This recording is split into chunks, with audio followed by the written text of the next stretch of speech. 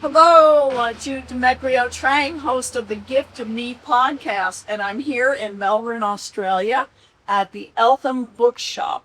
And I want you to join me tonight as we talk with Meera, who is the owner of this independent, locally owned bookshop. So come on in, it's a great place. Hello, Meera. Oh, Jude, how are you? Good to see you. Good to see you too.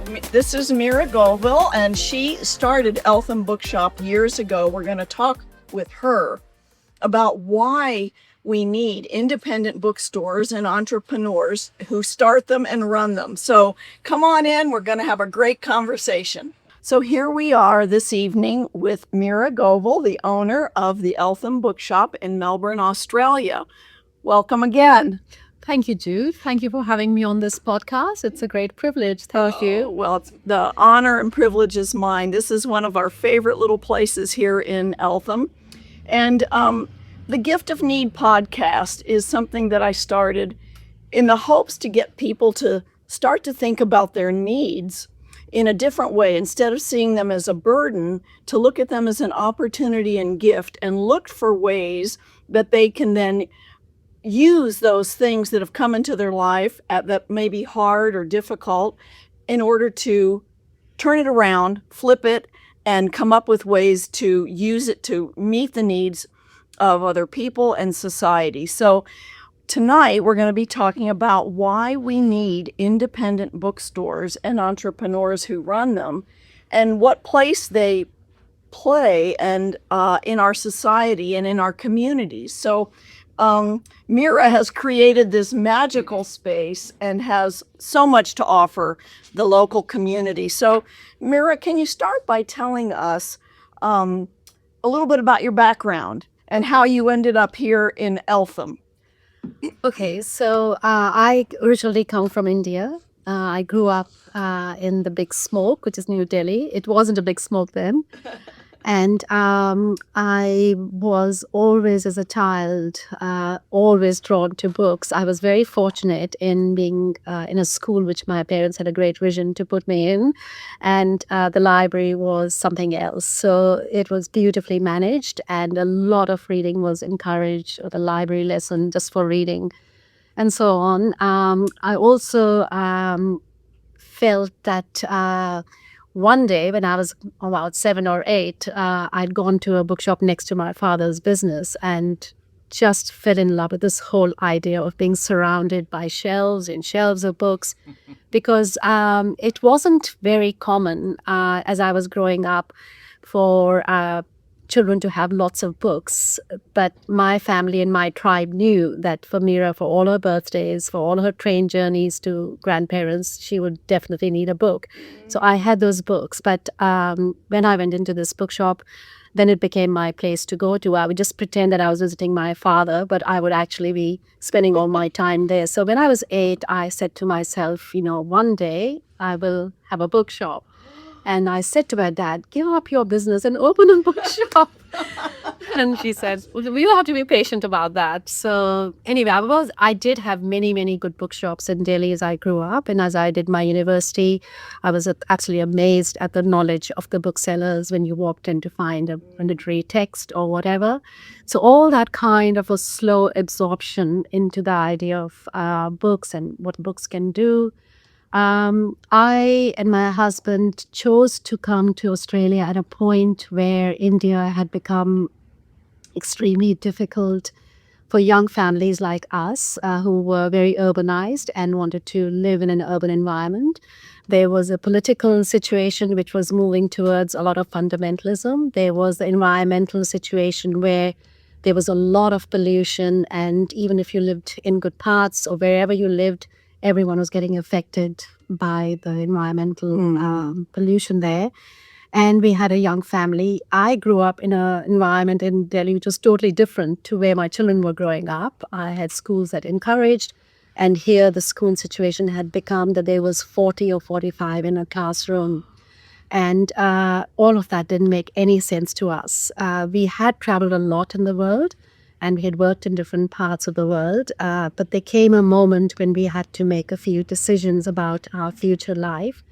And it meant leaving the family. It meant a lot of very important decisions to be made. I've been trained as a teacher and I had a good job, and Naveen had a very good job as an accountant. So we were doing extremely well with our lives in the professional sense. But the rest of it was not making sense to us. We came to Australia for a holiday and we absolutely fell in love with the space and the friendliness that we encountered personally all around. So the decision was made without any great plans for what we were going to do, except that Naveen was going to be probably the first breadwinner with his accountant work, and I would find teaching or whatever. So we moved here nearly 35 years ago, and just kind of got wrapped up in life and bringing up the family and all of that. So Melbourne became the place to come to because we had some friends, just one lot of friends who we knew from the UK. And that's why we chose Melbourne. We could have been in Queensland or anywhere, but we loved the cosmopolitan nature of Melbourne. And we felt that this is a place that we could grow our kids up. Yeah. And then Eltham happened quite interestingly on a day when the first Iraq war broke out and we were looking for a home to buy. It was going to be our first ever home that we were going to own. And we came to Eltham to buy a flute for my daughter. We were living in Ivanhoe. And the whole atmosphere was so peaceful, the trees, and on the news was this terrible news of the war. And it just seemed like this has to be the place, you know, to find the quiet and the peace that we had yearned for. And so we just concentrated on finding a home here. But I still remember that afternoon and I still remember that moment. It took us about a year to find the place that we wanted to live at. So that's where Eltham came in. Yeah. Oh my goodness, what a great story. I've never heard that from Meera before, so I'm so glad to know that.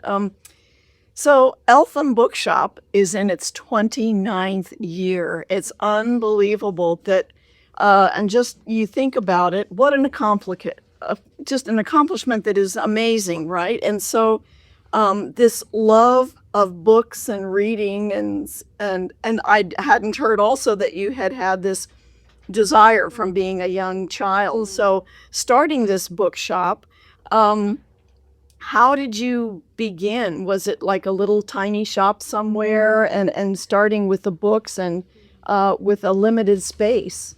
So just to go one step back, I did get a job as a teacher and I was very happy. I've been a very passionate teacher all my life. So I was very happy. But, you know, changes happen. So politically, there was a lot of change. And there was a particular prime minister who made teaching very difficult. And he enlarged the schools instead of using the schools that were beautiful and small. The state schools, it got bigger and bigger. And also there was a very unfair system of the way new teachers who had entered the profession were being treated in Australia.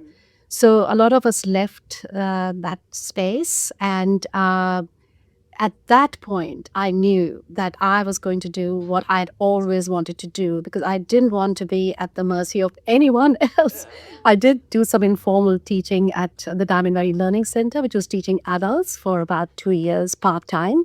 And in the meantime, I found that my idea of the bookshop was definitely going to happen. And when I came to Eltham, I just knew it because all the friends I made, all the people I met through my gardening love or my love for human rights, Oxfam people, they were all great readers.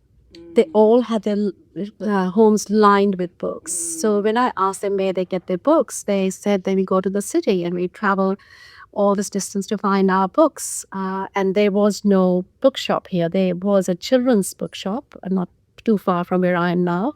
But she dealt mainly with schools and wholesale. So I knocked on her door and said, do you need help? And she said, no, I'm mainly wholesale, so I'm fine. And then I thought, okay, if I open an independent, simple bookshop, I'm not going to tread on anybody's fate. And there is no bookshop here. But I was not going to do it without some kind of training. And for opening a bookshop, there is no training. You can be trained maybe in business or whatever, but to run a bookshop, there is no training school. So I decided to apprentice myself to a bookseller and see what that would do, whether I could really make this dream come true. It took me about 5 months to find someone who would take me on a voluntary basis. Wow. Everywhere I knocked, they said either we have enough staff or we don't take volunteers, whatever the reasons. Then finally, I landed in Flinders Street in the city in a tiny little bookshop called the Green's Bookshop. And it was run by a man called Ross Readings. Now, I didn't know anything about his background. I had no idea. I only was told that he is a very small bookseller with a very small bookshop and he can't afford staff. So he only runs it on volunteers. So that was going to be my last call. And I got there at 9 o'clock in the morning for the train from here. And he was standing behind the desk and he looked up with his glasses down here and he said, "So you've come to see if you can work here and why?" And I said, "Well, Ross, I'll tell you that I live in Eltham and I want to open a bookshop and that I want to see if this shoe fits me and whether I can be apprenticed and understand what the ins and outs are." So he said, "Why do you want to do this? You're going to ruin your family's finances. You know that. You're going to end up living on top of the bookshop. You'll have nothing left." I said, "Well, I still want to give it a try, and I've spoken with my husband. He's an accountant and he said, yes, we can do it. So can I just step in and see what happens?" So he said, okay. And then he took me on. And for 6 months, I worked 3 days a week there. And 2 days, I had my teaching job at the Davin Valley Learning Center. And I worked from 9 to 5:30. I found that I had stamina. I had children. I could do everything. I could cook when I went home. And the bookshop was amazing. So it was contained, but it was beautifully curated. And I learned all that. And then I found that he was the man who started the Readings Bookshop. Oh my goodness. But he had moved on to just this little... Yes, he had moved on because, he was on that point of his life. And, he was not a great business mind. He was a great visionary and he was great at people service, but also great with books. So I found a lot of warmth in his bookshop. I found a lot of training.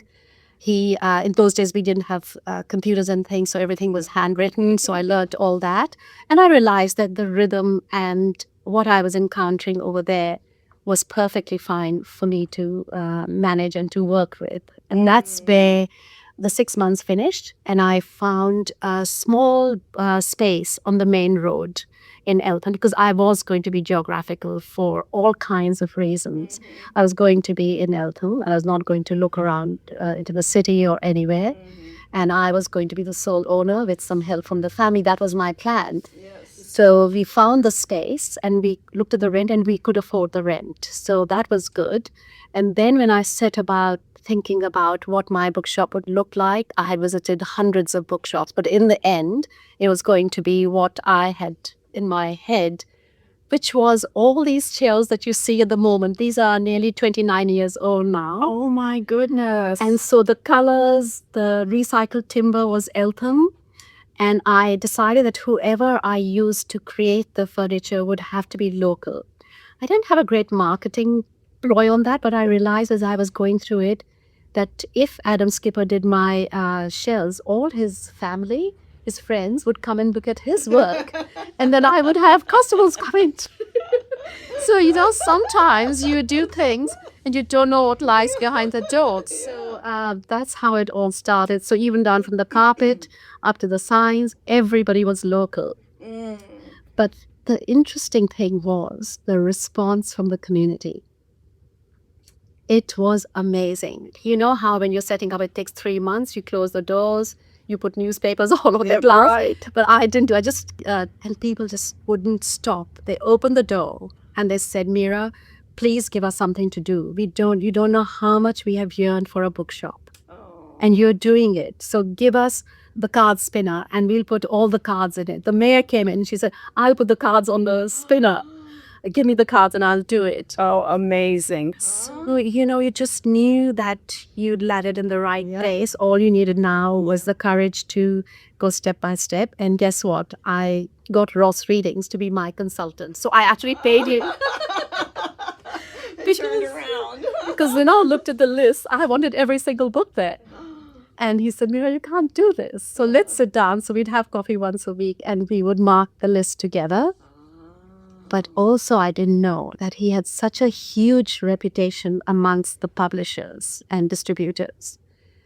Because when you open a bookshop, you need to have some references, from whoever. And you walk into setting up a new bookshop, you don't know anything. You don't know any publisher, you don't know anybody. And because also I'm newly arrived in Australia, I don't have that connection or contact, family or friends. Right. So he just had a word with all the publishers. And I got all my accounts opened. Oh, it was like a magic goodness. Yeah. How wonderful. Oh, my gosh. So these little things just made me feel, and my family feel very confident in what we were doing and move ahead. Wow. That, yeah. Well, this goes into my next question. So, how, with so many new books published every year, and every year it seems like it's exponential, how do you know where to begin in hand picking the books? You have a limited space. Well, how do you curate this bookstore? Yeah. So for that, I've always felt that I learned that from Ross, as well as my first few days in the bookshop, was to have the finger on the pulse of your community, to listen very carefully to what they're reading, to what they want, what they need, as you said. Because I remember the first few days when people walked in, they said, oh, I have this, I have that, I have this, and I have that. And I thought, what am I going to sell if you have this? Because those are the books that I wanted on the shelves. So quickly I had to transfer my needs and my desires and my vision to what the community wanted. So I had to listen very carefully, watch every single person, look at their age groups, look at everything. And then with the choosing, because all the publishers had been given such a good reference, I had some extremely good sales reps coming in. So we meet once a month and we go through a long list of books that are coming 3 months ahead. And the bookseller is taken through that list to say, well, this is going to make headlines, or this is something, give you a bit of summaries on lots of books. Right. But the final decision is on me. Just decide which one I want, how many I want. And as you say, because of limited space and limited resources, I am not like Kmart and Woolworths. I can't file them high and sell them cheap. No. So we have usually just ones and twos.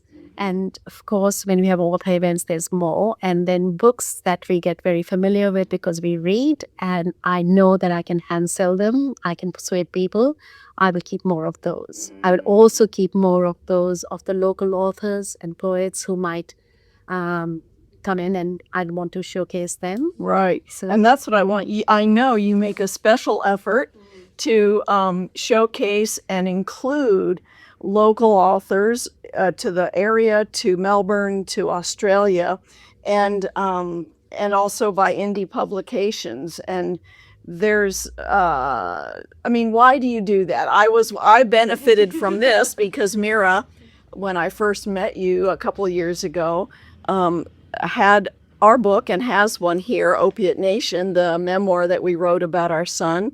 And so why? What causes you to be willing to take risks on unknown authors, and you're not going to make $1 million selling their things? Well, you're never going to make $1 million. No, period. Anyway. So, I think when I opened the bookshop, I told you there was a lot of thinking that I'd done in my head about what I wanted my space to be. And one of the things I had thought about was that I was going to be very privileged to be the first person to see new books come out in my community, to be surrounded by all the stories and literature. And I thought how good it would be to share the story behind the story, to have my community come into my bookshop of an evening or during the day, whether it be children or the adults, and meet the people who've created this wonderful piece of literature and understand what it takes and what it means to have a book brought out. So that was at the very start. And I remember, even though it was a smaller bookshop than this, and I had very little staffing and all of that, I, in fact, started with a local author first. Doing Up Buttons was her book. She'd had a big accident and she wrote this book about coming back and being rehabbed. So she brought like 40 people into the bookshop. I didn't expect that. Wow. And then the police commissioner came because she'd had a traffic accident. So he came to introduce the book. So suddenly I was getting the word out into far and beyond. So it's both ways. It is to nurture and share the stories, but it's also to make sure that the bookshop is kept busy and buzzing. And it's not just a matter of have a book and go away. It's more than that. It's the experience of what lies behind a book and the reading that I wanted to share.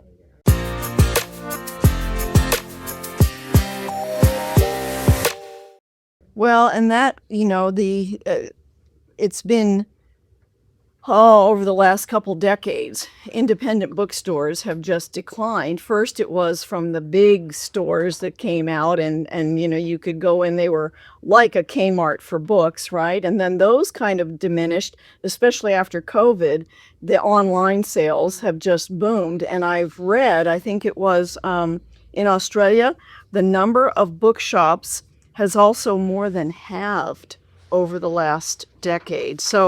But it seems like those carefully curated bookstores where there's things that people really want to read are there, and that's what keeps the independent bookshops open, right? So the one of the things I love and my grandkids love is coming into the bookstore here at Eltham and asking the staff for help. I need a book. I wanted a book. I wanted something from Tasmania, and I didn't know any Tasmanian authors, and I didn't want this, but I wanted this. And I have read that 50% of customers who walk into a bookstore don't know what they want to buy, but they know they want a book. So how do you pick your staff? And how on earth would, Meera has some great young people here, and so I know they haven't read all these books, but they seem to, know just what to do.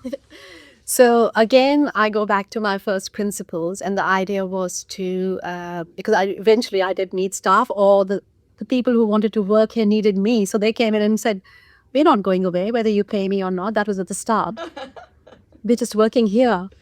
And so that's how it started. That's how I got my first staff member, and she stayed with me for 11 years. But the people that I wanted to recruit and have with me were going to be local, because to travel from the city or anywhere was going to be impossible to Eltham. But also I wanted to give the younger people here a chance to develop their people skills, their world skills that they would need when they finally went into the world outside. And I realized that working with university students was very good for the bookshop as well. It brought a different kind of energy in. It brought a lot of zest and a lot of curiosity and interest. And yes, the downside was that once they'd qualified, they would go away into the big bad world. And so I keep hoping for all these 29 years. I almost thought I'd got a bookseller, but I'm just hoping that somebody will say, that's it. I found, and I want to stay. So I'm waiting for that day. But I think they know the challenges as well. So the staff is already quite got all the right attitudes. They've got that. Then we do a lot of talking with each other, a lot of training on how do you match the book to the person. Never just give your best loved book there. Listening is very important, and finding out what the person has been reading or what they've been reading. So that kind of training is done right at the start and constantly, because they watch that there's no point just saying one book. So give them a choice of 4 or 5 and let them decide what they want, but also keep reading and be very aware. So they are hands-on with all the jobs in the bookshop from A to Z. So when the books come in, before the books come, they help with the ordering as well and getting the books in, stickering them, putting them on the shelves, tidying up. So when you are handling books, you get to know quite a bit about them. Yeah. Wow. Well, we do know that literacy starts at a very young age, and that it is children have to be exposed to good books. And I have to say, I thought it was just an American problem, but I've seen it here in Melbourne, where a mom is got a young kid in the pram, and they're watching a game, or they're waiting for another child, and they hand their child the phone. And I saw that, and I saw this 2-year-old spend 40 minutes on the phone, and I was horrified. I almost wanted to say something like, why didn't that mom have a little pocket full of books, age-appropriate books for those children? So Meera has a big children's section here. I've bought many wonderful books by Australian authors and taken them back home in my suitcase. So that's where I wanted to say was that the shop, you talk about needs at the start. Why do we need independence? I look upon ourselves now as resistance. We are a force of resistance. We can't go out on the streets and protest. We can't go out and join the big campaigns. Often we haven't got time to write about online screen addiction and all of that. But we can draw people in and create a space that shows determination and resilience to this on-screen invasion of our lives. It is. It's an invasion of our lives, and so it's a big tool. We are using it today. That's right. Yeah, and it's a great help. But the slowing down and the reflection that happens with reading a physical book is quite different to anything that we absorb from the screen, because it's swipe, hurry. Right. You can flick pages quickly, but a good book will make you stop and say, I don't want to finish it. I'm going to finish it tomorrow. Well, when you see children come in, do you see them like going, oh, I'm not interested. Like, Mom, can we go home? Or do you find them magnetized by the books? Well, because I live in Eltham, again and again, I say this to you, I couldn't exist without my community. And I'm serving the third generation now. So their parents were toddlers or 10-year-olds when I started, and now they have their children. So when they bring them in, there's a sense of belonging, and the children are coming in. Yes, there are one or two who will say, oh, Mom, let's go and have a smoothie, or I want my sushi. But mostly, I would say 99% of children are really attracted, because I think it's partly what the space has done. It gives them browsing space, and it gives them the freedom to look at books. And then there's always all of us around enthusing people and say, hey, have you seen this one? Do you always want to read a series, or do you want to look at the standalone? And then, of course, we do the Chatterbooks book club, which has become so popular now. So tell us about that, because this is the other thing, folks, that's so important about independent community bookstores, is that there's ways in which the community is so enhanced by having them, and they play several roles. And so I was going to ask you about a few of these things, the book clubs that you do. Yeah. So Chatterbooks is for, say, 7 to 12-year-olds, and I found that is the age group that's quite curious and avid and uninhibited about reading. They're also very interested in writing and thinking and creating. So that has become a regular feature, and we've gone up to 45 or 50 in a group. And when you see it, it's like amazing. For 1 hour, they're sitting there listening to the author and writing and illustrating and talking to each other. We have had to move out of the bookshop into the town mall. You've taken over the town mall and put the chairs and desks over there. But when they're 20 or 30, we can move all this furniture away. And that's a Sunday afternoon, one Sunday afternoon a month. And we can do it.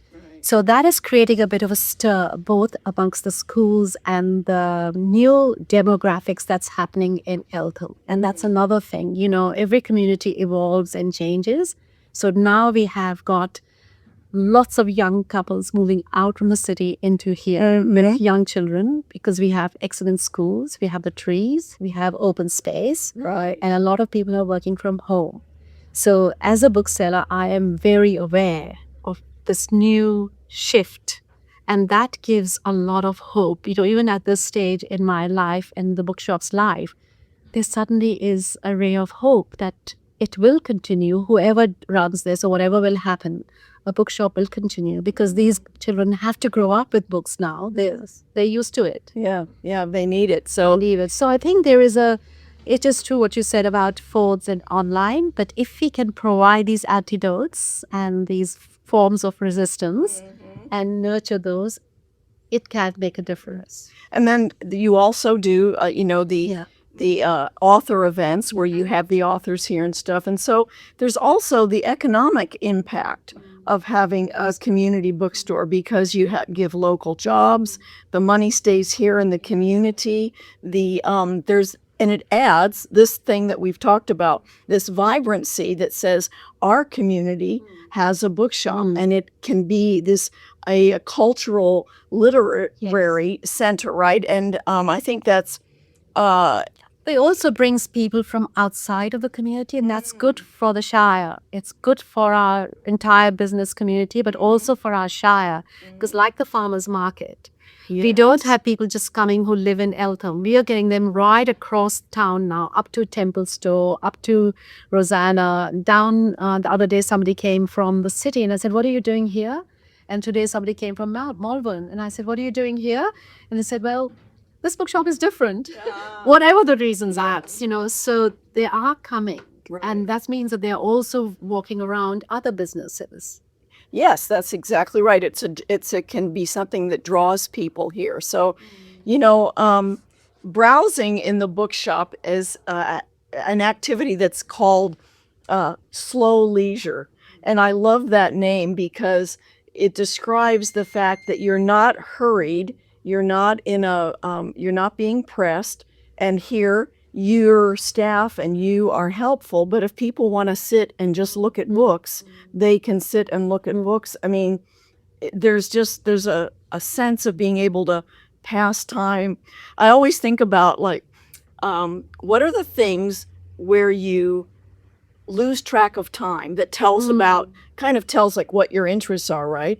And for me, reading, being in the garden, playing or listening to music, and a little side note here, we have have always had people in our home for dinner. And my friends have always presumed that I love to cook. And I said, "Oh, no, I don't love to cook. I love to eat, and I love to eat with friends," right? I know exactly how much time it's taking to cook, but I lose track of time when I'm eating. That's right. And that's the same thing with this slow leisure, right? Yes. So there's a way, again, this is a reflection of you as the store owner that has made this space feel comfortable for people. And I think the bird outside is very noisy because I see a lot of people walk in, and the first thing they say, "Oh my goodness!" And their personal lives are busy and frantic, and this use of phones and constant barraging of quick texting and messaging has made people very, very frazzled. So when you walk in, there's music playing, and there's this calm and quiet. So we need more quiet. It's like going to the library, for example. That creates the same feeling that you can just be in a place. So you go to a concert, you can just relax and listen. So it's a bit like that, I think. And this is probably what attracted me when I was growing up in such a noisy city, that I could find a space to be quiet. So, but this community is the one that needs it, Right. And so they've made me do this.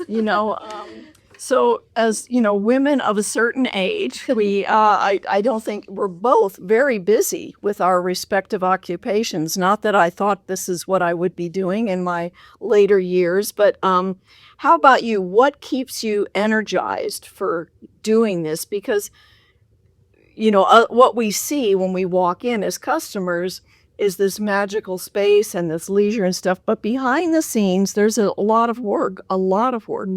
What keeps you energized for it? Well, I'm very fortunate in a wonderful team. So my husband takes the brunt of all the money business, the the nitty-gritty of it all. So I don't have to put too much attention on how we are floating. But I think what makes it happen for me personally is that it ticks every single box that I live for. I live for ideas. I live for words. I live for creativity. I love to see people encourage and be appreciative of all of this effort that's going into the world of literature. So I think all those things. So when I wake up, there has not been a day in 29 years that I've said to myself, oh no, not the bookshop again. The day I say that will be the day that I know that it's done. So maybe I want to now probably just come in an hour later at 10 o'clock and say goodbye. Right. But apart from that, and over the years, Meera and I have managed our lifestyle and our responsibilities and gardens and whatever else that is a thing to work around the bookshop. And it's still very central to my imagination and to my thinking. Well, we could go on. There's so many things we could go in and start talking about some of the books, but we're just about out of time. And so, I just want to thank you, Meera, for your work and your life and your vision for being here and for the fact that you have this need that people have to be enlightened through good literature, and the need you had to be a bookseller has met the needs for other people. And that's why I talk about the gift of need, the things that we have in us that are our gifts and talents. If we don't share them, what good are they? And when we do share them, we are meeting needs, whether it's a doctor, a bookseller, a mom, a plumber. This is the gift of need and how we fulfill society and community, and it benefits us all. So thank you so much. Thank you. All right, folks. Well, the great music you're hearing was written and performed by Gabe Kubanda at Kubanda Music. You can find him on any streaming service. The engineer is Ray Ingenieri of 3rd Street Productions in Tucson, Arizona. I love Ray. He does so much work for me. You can listen to this podcast on Apple or Spotify, and please check out my Substack newsletter and my Substack website where you can listen to the podcast, and you can also read the articles that we do following up to the podcast. So thank you for joining me. Bye.